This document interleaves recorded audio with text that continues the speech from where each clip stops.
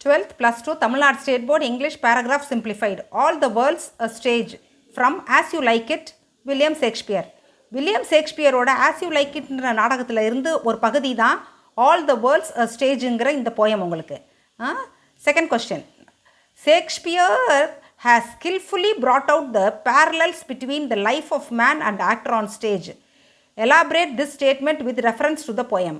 அதாவது ஷேக்ஸ்பியர் இந்த இதில் என்ன சொல்ல வர்றாருன்னா, ஸ்கில்ஃபுல்லி ரொம்ப அறிவாக ரொம்ப நேர்த்தியாக சொல்லியிருக்காரு. எப்படி மனிதனோட வாழ்க்கையும் ஒரு ஆக்டர் ஆன் ஸ்டேஜ், ஒரு ஸ்டேஜில் ஒரு நடிகன் நடிக்கிறதும் ரெண்டுமே சேம் தான். மனுஷன் வாழ்க்கையில் வாழ்கிறதும் அதுவும் ஒரு ரோல், அதை ப்ளே பண்ணுறான். அதே மாதிரி தான் கிட்டத்தட்ட ஒரு நடிகன் அவன் மேடை ஏறி நடிக்கிறதும் ரெண்டும் கிட்டத்தட்ட ஒன்று தான் அப்படின்னு சொல்கிறாரு. இதை நீங்கள் விவரித்து இந்த ஸ்டேட்மெண்ட்டை விவரித்து சொல்லுங்கள் அப்படின்றதான் question. First point, according to William Shakespeare, in this poem, all the world's a stage from his play. அதாவது அவரோட நாடகம் ஆஸ் யூ லைக் இட்ன்ற நாடகத்திலிருந்து தான் இந்த பகுதி இருக்குது உங்களுக்கு. என்னது?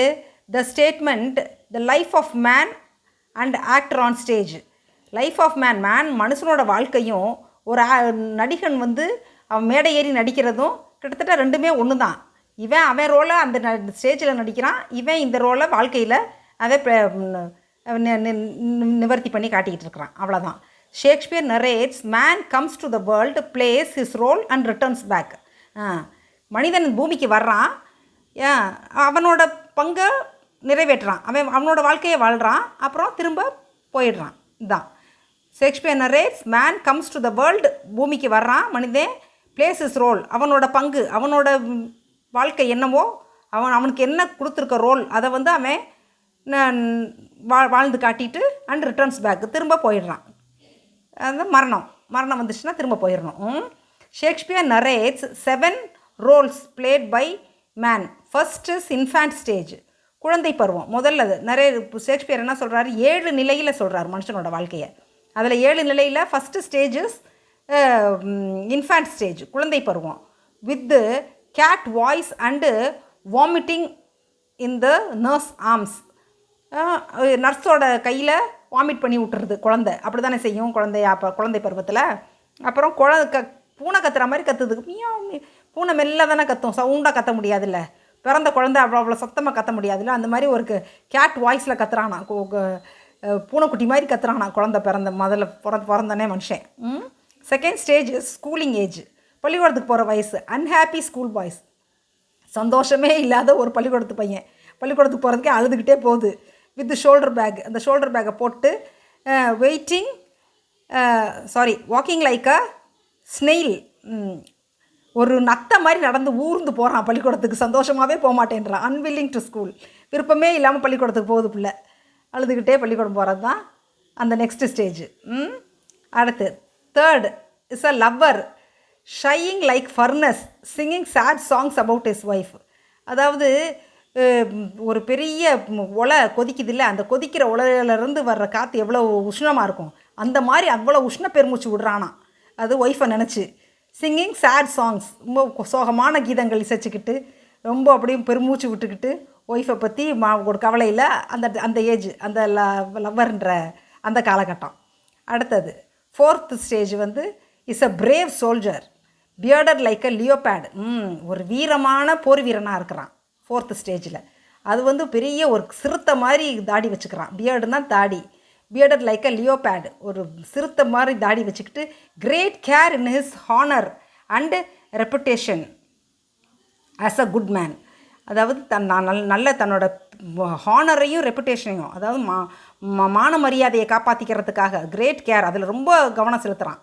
எதுக்கு? தன்னோட மான மரியாதைக்கும் அவனோட புகழுக்கும் எந்த அவனோட நல்ல பேருக்கும் எந்த களங்கமும் வந்துடாமல் இருக்கிறதுக்காக ரொம்ப கவனம் செலுத்தி ஒழுக்கமாக நல்ல பேர் வாங்கிறதுக்காக அவன் நல்லவனாக நடந்துக்கிறான்.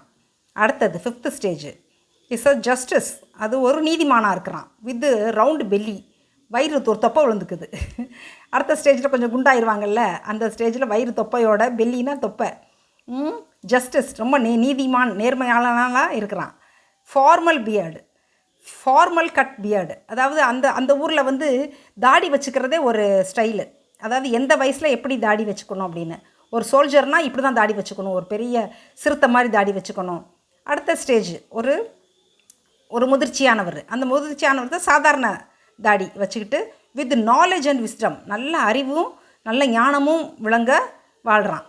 எது 5th ஸ்டேஜில் ஜஸ்டிஸ், ஒரு நீதிமானா, நல்ல அறிவார்ந்து ஞானம் நிறைஞ்சவனா, நல்ல ஒரு சாதாரண தாடி வச்சுக்கிட்டு நல்ல வயிறு பெரிய தொப்பையை வச்சுக்கிட்டு வாழ்கிறான்.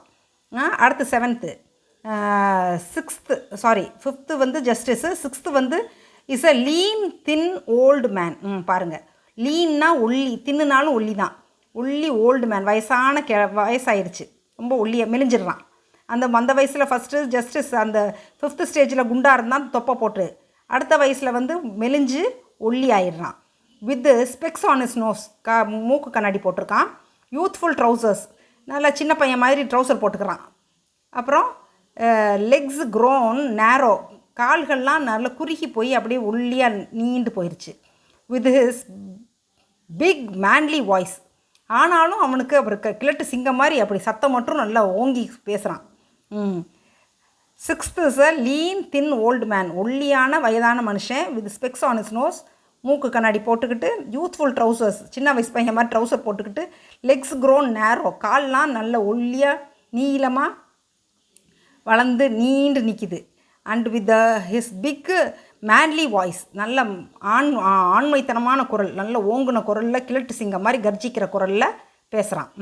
அடுத்து last stage 7th the final stage, கடைசி ஸ்டேஜ்.